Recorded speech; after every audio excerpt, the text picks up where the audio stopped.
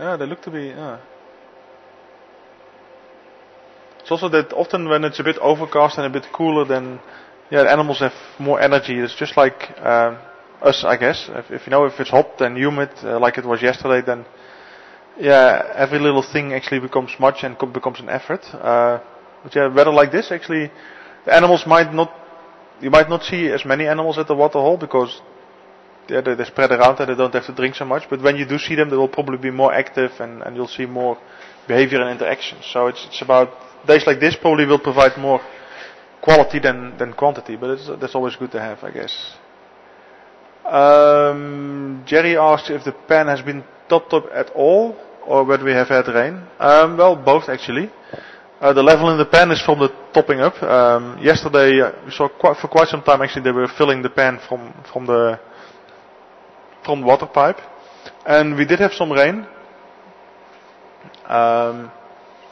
Not that much, about 3.1 millimeters according to one measurement. Others said 4, so let's say 3 to 4 millimeters. So it's not a lot, but it was quite.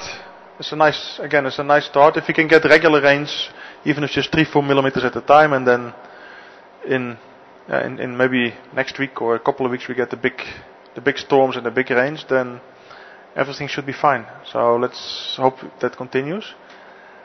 It's still pretty humid out here, so there's always still the promise it could again rain this afternoon or this evening, or I think Peter mentioned when he went out he felt just a couple of drops. So, but no sign of really big thunderstorms yet.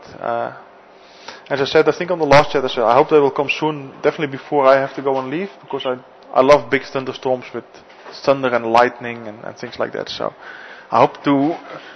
Actually, I would be a bit disappointed if they would happen during the 2 weeks that I'm not here and then stop again when I come back. But that's just maybe a bit selfish point of view. Rose asks whether there's any word about the limping buffalo that came close to the vehicle sometime last week. Yes, there is word. We actually saw it on one of our drives early this week when I was on camera and Herman was recovering still. And it actually looked already a lot better. It limped a lot less than it did the first time. So it looks, Peter suspects that it just might have been a flesh wound, or that it had something from a fight with another buffalo, or whatever it could be. But it seemed to be recovering. So that's good news for that buffalo, I think. It was a very, very beautiful buffalo. Actually. It's one of the biggest bosses and horns that actually I've seen on buffaloes here.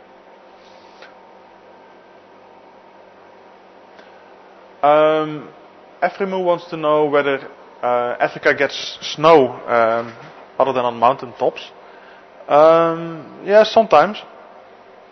Mostly actually, here in South Africa we're in the best position to get snow because we're furthest away from the equator and therefore in the relatively coldest climate zone, which although it doesn't feel like that most days, but the famous snow in Africa, of course, is Mount Kilimanjaro on the top there, but that's almost 6 kilometers above sea level. We do get some snow in South Africa as well, but it's mostly, if not on the mountain tops, in the mountains, so at higher levels. We rarely get snow at sea level. There's some snow in the Drakensberg towards Lesotho, and there's even 1 or 2 actually ski resorts there. Although ski resorts might be a bit of a overstatement if you're used to going to Switzerland or Colorado or Austria or places like that. But there's places where you can ski, and actually there are some ski schools. There was a documentary some time ago on, I think, Carte Blanche, or another documentary show that actually showed some ski schools and also some local children taking ski lessons and things like that. It was actually quite interesting to see, but it is places where you can actually ski. I think that might be just 1 or 2 and then just for a very short period during the year. In the Cape and other areas, sometimes on mountain tops we do get a little bit of snow, but it's rare enough that if it happens then suddenly everybody wants to go there and look there, so it's it's a bit of a hassle and it's very, very busy. But yeah, we do get some snow, but it's far and few between.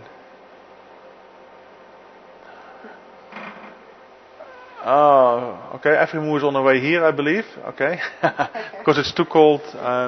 Efrimo, can you tell me actually where are you? Are you maybe in Michigan or something, or other cold places in the US, or where do you hail from, as they say?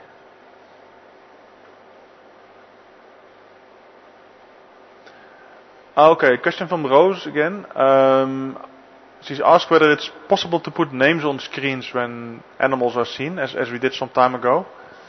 Oh, Manchester. Okay, Rose, I'll come back to your question soon. Efrimo is in Manchester in the UK. Okay, that qualifies as well. I think the UK weather is a bit similar to Dutch weather, so yeah, I can sympathize with you.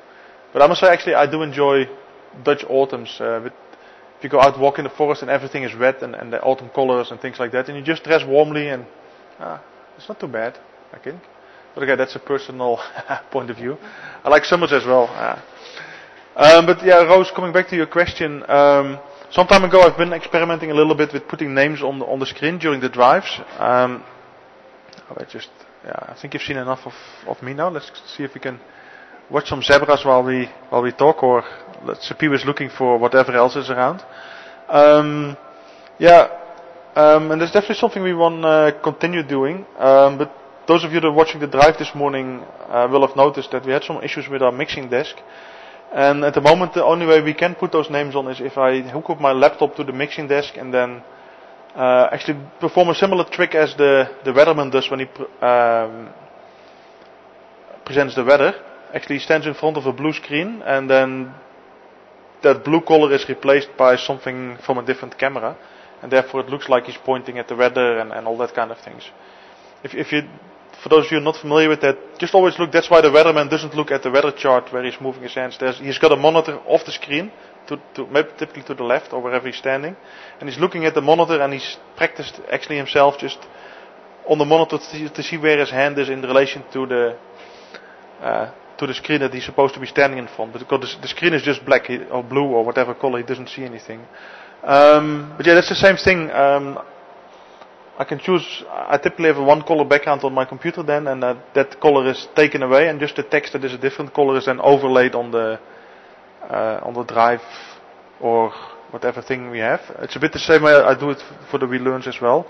But again, it needs the mixing desk, and that's a bit of a tricky thing. But hopefully we will get an upgrade for our system sometime soon, and that would make things like that a lot easier. And then definitely we will resume doing that and start doing it a lot more. So that, let's say, if animals come in, like now with the zebra walking in, we'll put up, for instance, at the bottom left, Burchell's zebra, and then the scientific name, which I'm not sure what this is. I was just from the top of my head, just because I want to guess and then check later whether I've got it right. Maybe one of you can tell me, is it Equus zebra burchelli or something?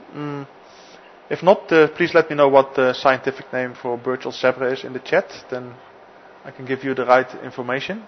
Let's see who gets it first. Let's make it a little challenge.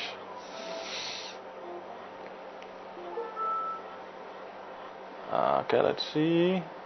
But yeah, definitely, Rose, we do want to do that. And also, like, for instance, announcing who's on camera and who's directing, or even if there is a problem with the sound or whatever, but as long as we're still streaming, we can put a little scrolling text on the bottom describing that there is a problem, or if there is a little delay, which also will help, because people will typically, if there is a problem, first look at the stream, and then they don't see the stream, and then they maybe go look at Ning, or they go look at the blog. But if there is a problem other than actually we're not streaming, then we can always actually blend in the information about the problem and other things in the stream. So that's actually also from that side something that could be very valuable to keep everybody informed.